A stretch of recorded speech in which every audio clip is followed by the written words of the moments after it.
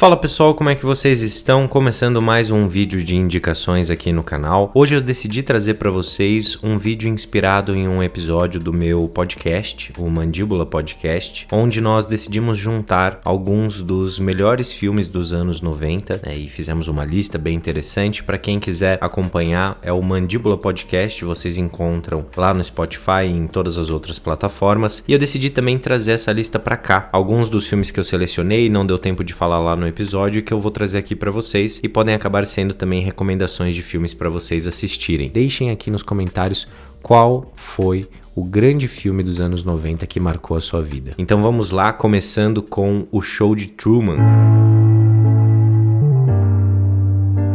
Eu já fiz um vídeo aqui no canal falando sobre esse filme. Na minha opinião, é um dos filmes mais geniais que o Jim Carrey já participou. Conta a história do Truman, que nasceu, foi a primeira criança onde toda a sua vida foi televisionada, desde o seu nascimento. E, basicamente, ele vive dentro de um programa, de um reality show, onde todos sabem que aquilo é uma ficção, menos ele. E esse filme, além de ter essa premissa que é muito bem construída e muito interessante por si só, o filme acaba levantando diversas discussões que são extremamente atuais até hoje e, na minha opinião, tem uma narrativa muito bem feita, Então é muito divertido de assistir, a gente se envolve com o personagem, é um filmaço e o Jim Carrey tá espetacular.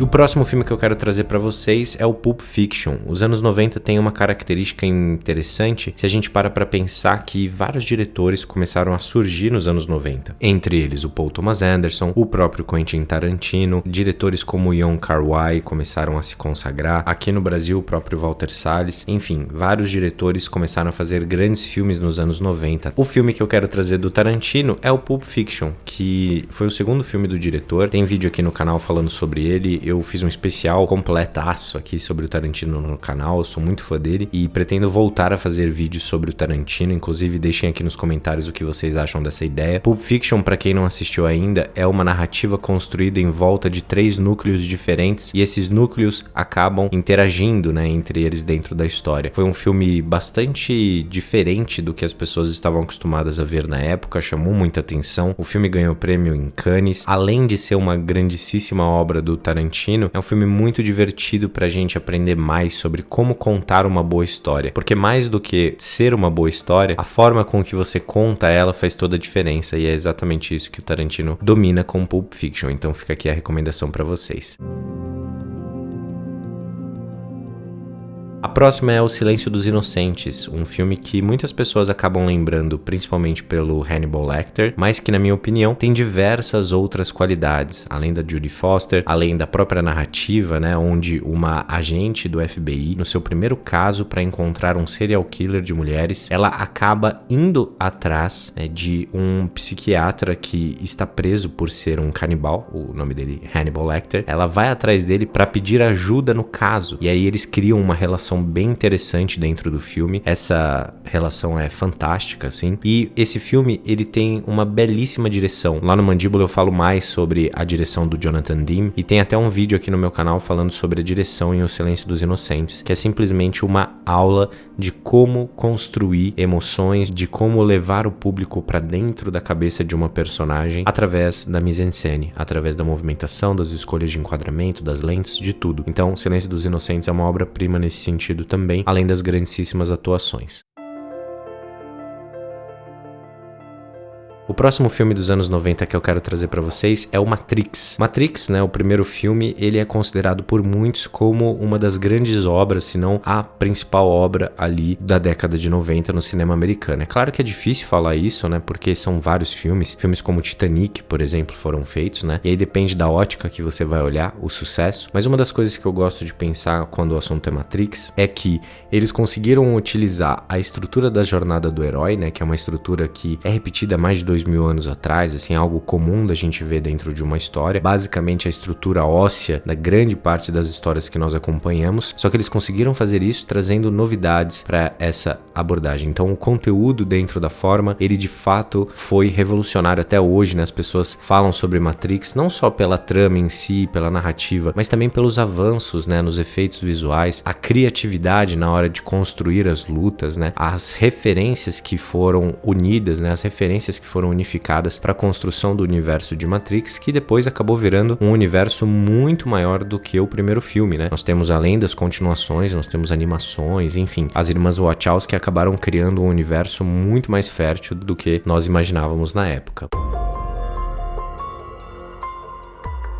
O próximo filme que eu quero trazer para vocês é o meu favorito do Steven Spielberg, que é A Lista de Schindler, que foi um dos filmes mais pessoais na história do Steven Spielberg. Na época ele optou em fazer esse filme como um projeto extremamente difícil, né, para ele. Afinal de contas, a Segunda Guerra Mundial é um tema muito pesado. O Steven Spielberg é judeu, então ele tem ali uma conexão muito forte, né, com o tema, é claro. E ele decidiu fazer o filme deixando de lado todas as técnicas cinematográficas que ele tinha conquistado até então. Então ele abordou o filme de forma bastante documental, né? Você percebe que tem bastante câmera na mão, você percebe que tem muito menos efeitos, né? Assim, de, por exemplo, você retratar um vilão com uma luz que vem de cima e tira os seus olhos. Não, o Steven Spielberg ilumina o vilão, né? Ele traz humanidade para todos os personagens que estão ali, e isso justamente deixa ainda pior o que eles fazem, né? Quando você lembra que são seres humanos que fizeram aquilo com outros seres humanos. Então é um filme brilhante. Outro filme que eu quero trazer para vocês, que é o De Olhos Bem Fechados. O Stanley, ele estava no seu auge, né? Então ele já tinha passado por todas as grandes obras-primas que ele fez na sua carreira, enquanto ele estava em De Olhos Bem Fechados. E esse filme também, além de ser, né, tão representativo do ponto de vista de fora do filme, a história é muito boa, né? A história de ciúmes ali, esse casal que aparentemente vive uma vida perfeita, e aí de repente a gente descobre ali que não, né? E aí o Tom Cruise, o personagem dele, vai para uma noite extremamente maluca, onde ele acaba passando por diversas situações inusitadas, para dizer o mínimo, né? E o filme tem uma estrutura circular de voltar nos lugares e perceber o quanto eles mudaram no dia seguinte, né? E isso é muito legal também. Então esse é um dos meus filmes favoritos do diretor e super recomendo para todos. O próximo é Os Bons Companheiros, do Martin Scorsese, que disse no seu curso, né, da Masterclass, que nos anos 90 ele precisou se reinventar, porque o Scorsese ele fez muito sucesso nos anos 70, mas nos anos 80, depois de fazer o musical New York, New York, a carreira dele acabou caindo bastante de produção. Ainda que ele tenha nos anos 80 Raging Bull, que na minha opinião é um dos seus melhores filmes de todos os tempos, se não o melhor, o Scorsese ele se distanciou um pouco mais ali do Robert De Niro. Eles deram uma pausa durante um tempinho. Ele estava tentando sacar ainda o que ele ia fazer, o que ele não ia fazer. E aí, nos anos 90, ele descobriu uma outra forma de se contar histórias ali, e ele se desenvolveu bastante nisso, e a sua grande obra, que é Os Bons Companheiros, nasce dali. Os Bons Companheiros é um dos melhores filmes de máfia da história, é um dos melhores filmes quando o assunto é voice-over, quando o assunto é plano sequência, quando o assunto é várias técnicas da linguagem cinematográfica, e também uma narrativa muito interessante, né? Quando você quer ver filmes de gangster, filmes bons, né? Você pensa em Poderoso Chefão e você pensa em Os Bons Companheiros. Isso porque o Scorsese, ele não só olhou para essa temática com uma lente de um turista, né? Ele nasceu dentro dessa temática, né? Ele cresceu numa região onde isso era muito natural. E é um diretor que gosta de falar de coisas pessoais. Então, esse cenário, nessa questão aí da máfia, das drogas, tudo isso era muito presente nos arredores e até mesmo na vida pessoal do Scorsese. Então, por isso, talvez, que ele faça uma obra tão honesta quando é esse assunto. E o filme é um filmaço, é uma obra-prima absoluta. Na minha opinião, é o melhor filme dos anos 90.